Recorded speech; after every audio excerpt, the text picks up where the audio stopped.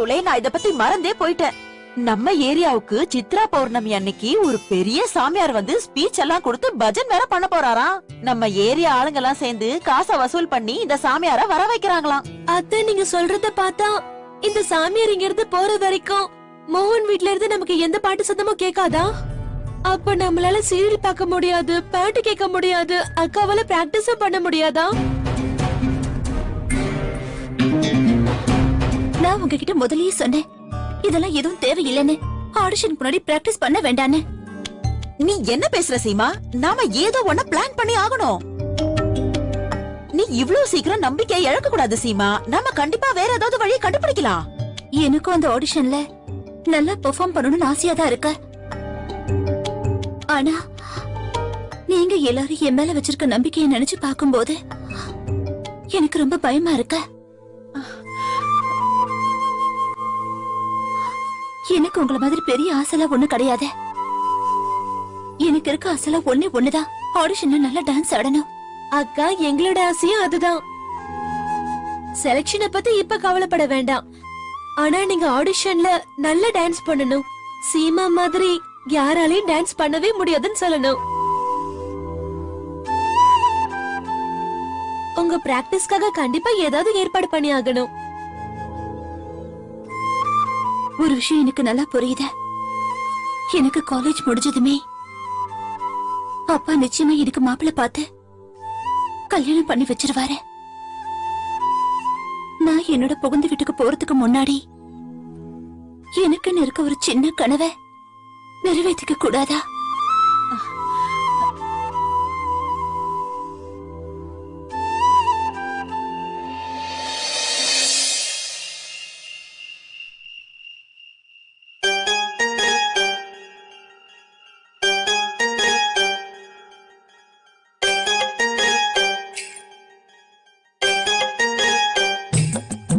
உமா கண்ணு, சமைச்சு முடிச்சிட்டியாமா?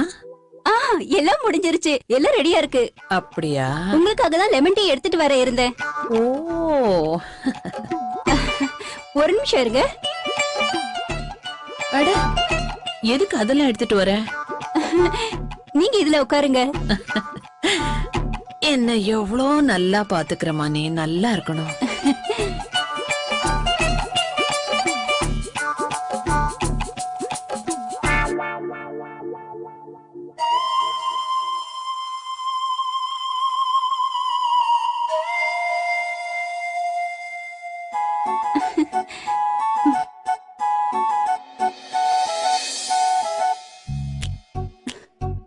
இதாங்க.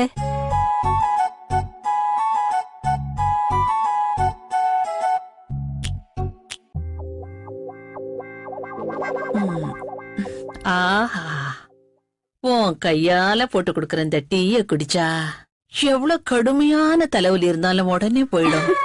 நான் உங்ககிட்ட ஒரு விஷயம் சொல்லட்டுமா? ம், டாலி இருக்கால, என் குணம் எல்லாம் அப்படியே அவகிட்ட இருக்கு.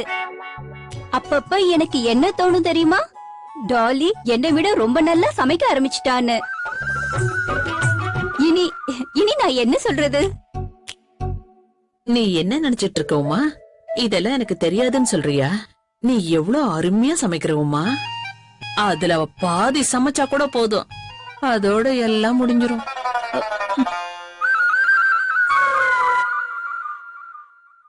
மனவேதனை போயிடுன்னு சொன்ன, எல்லாரும் சந்தோஷமா சாப்பிடுவாங்க. நான் என்ன சொல்ல வரேன்னு புரியுதாமா? ஒரு பொண்ணுக்கு அழகுன்றது முக்கியமே இல்ல. இப்ப பாக்க அழகா இருக்கிற ஹோட்டலுக்கு போனோம்னா அந்த ஹோட்டல்ல சாப்பாடு நல்லா இல்லன்னா அந்த ஹோட்டலுக்கு யாரும் திரும்ப போக மாட்டாங்கல்ல. காசு பணம் வசதின்னு பார்த்தா நம்ம கிட்டதான் எல்லாமே இருக்கே. நம்ம வீட்டுக்கு வரப்போற மருமக இந்த வீட்டை நல்லபடியா பாத்துக்கிறவளா இருக்கணும். ரொம்ப ருசியா சமைக்க தெரிஞ்சவளா இருக்கணும். இந்த வீட்டுல உன் ஒருத்தி தொல்லையே தாங்க முடியல, போராததுக்கு இன்னொருத்தி வேறியா?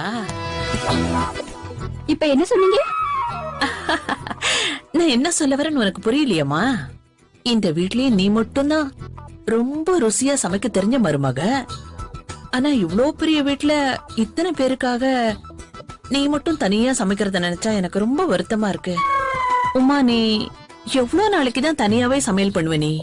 அதனாலதான் வரப்போற மருமகளும் உன்ன மாதிரியே இருக்கணும்னு ஆசைப்படுறேன்.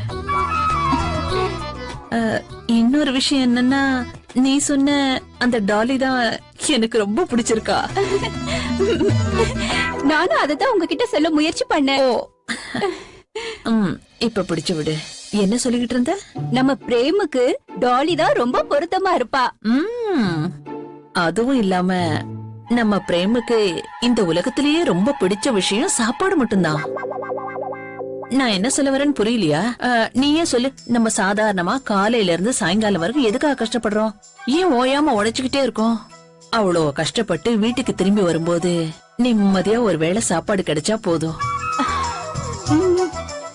ருசியா இருக்கிற சாப்பாடை விட இந்த உலகத்துல பெரிய விஷயம் எதுவுமே இல்ல. சரியா சொன்னீங்க. அதனாலதானே நான் குக்கிங்ல PhD பண்ணிருக்கேன். நான் ஆசைப்பட்டிருந்தா டாக்டர் ஆயிருக்கலாம், இன்ஜினியர் ஆயிருக்கலாம், கலெக்டர் ஆகிருக்கலாம், என்ன வேணா ஆகிருக்கலாம். ஒரு நிமிஷமா. இப்ப நம்ம யோசிக்க வேண்டிய ஒரு விஷயம் என்னன்னா, எது பண்ணணும்னாலும் யோசிச்சு பண்ணணும். ஏன் தெரியுமா? இப்ப நான் உன்னோட தங்கச்சி டாலிய பொண்ணு பார்க்க நான் ஒத்துக்கிட்டேன்னா கருணா அதனால ரொம்ப வருத்தப்படுவா. என்னதான் இருந்தாலும் உன்னை விட அவ வயசுல பெரியவல்ல. உனக்கு தெரியுமா, ரொம்ப நாளா அவ என் பின்னாடியே சுத்திக்கிட்டு இருக்கா. முதல்ல அவங்க வீட்டு பொண்ணு ஸ்வீட்டிய நான் போய் பாக்கணுமா.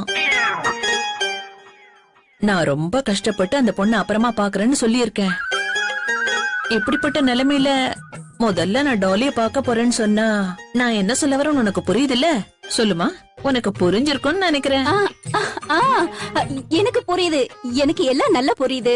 இதனாலதான் கருணா அத்தை எங்க 2 பேர்கிட்டயும் வித்தியாசமா நடந்துக்கிட்டாங்க போல இருக்கு.